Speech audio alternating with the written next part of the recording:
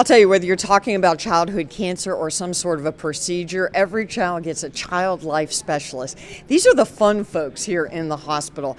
They're meant to divert children's attention from a procedure. How you doing, doctor? That's okay. Come on right through. You're fine. This is a live broadcast. That's how it works. The child life specialists play with the kids. They divert their attention. The goal is to help kids and their families get through a hospital visit with ease.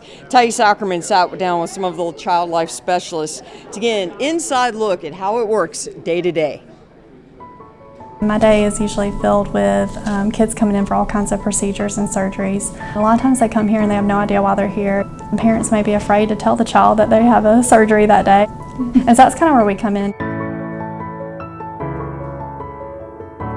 And to help explain it in child-friendly terms and help distract them through that whole process so that they can still be a kid while in the hospital.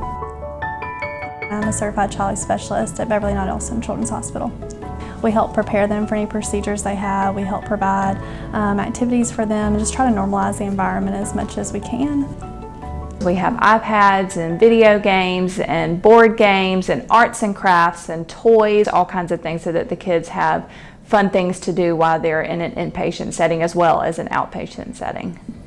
Well, we use stuffed animals a lot. This little bear has an IV, and this is something that we'll do with the kids step by step. iPads are one of the things that we use to help distract with. This is another one of our teaching dolls. They're awesome because they come with all kinds of adapters, so we can teach kids about getting an NG tube, so a tube that has to go down their nose and down their throat to give them feeds or different types of things. To hold still for that. There are 6 child life specialists here. We all work in different units, and all of our units kind of specialize in different procedures. It does have a price tag to it.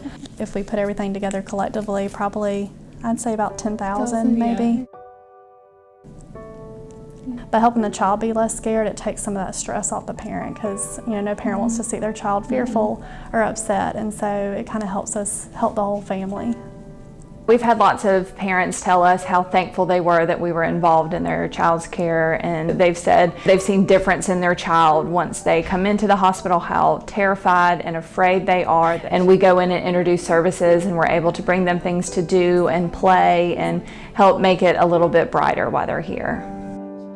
It's very important to get some of these tools that we're asking for because it really helps our hospital stay a little bit better.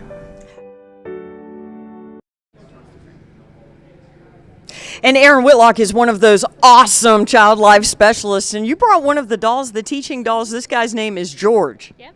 This is George. He teaches kids how to, when they come into the hospital with a big cut or boo-boo, we talk about stitches so it's not so scary and that they're prepared for the experience that they're going to have. That's awesome. Now, there are some upgrades that we could do to these dolls, which is why we're asking for folks to donate tonight. Yep, so they have different adapters that you can place on them just to teach about different procedures or different diagnoses. There's one that we can use for kids who have like a port for our oncology patients. There's just for asthmatics, we have so many different adapters we can put on him. How many dolls do we have? Because we've been talking about these dolls for years. This is pretty awesome. So right now I have one in the emergency room, but we have several, we have 6 different child life specialists here, and each have at least one, some have 2. So I would say at least 10 dolls maybe. All right, and we want to get the upgrades for these dolls. You're in the emergency room. You never know what's going to walk through the door. How important are these dolls not only to the kids, but to the parents?